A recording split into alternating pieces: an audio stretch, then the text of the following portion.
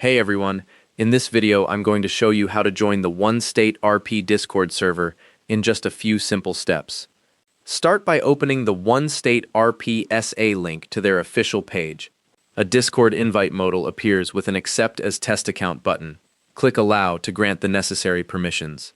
Click the Accept as Test Account button to join the server, which brings up an accepting invite screen. Complete the I am human checkbox when the CAPTCHA modal appears to verify you're not a bot. Discord loads and shows a Welcome to OneState RPSA onboarding screen with a few quick setup questions. You can skip the first question about which server you're playing on if you'd rather answer these later. Skip the second question as well, which takes you to the Read and Agree to Server Rules screen.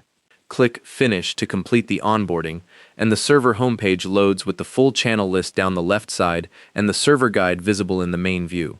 If the invite link says it's expired or invalid, head back to the game's official page and grab a fresh one.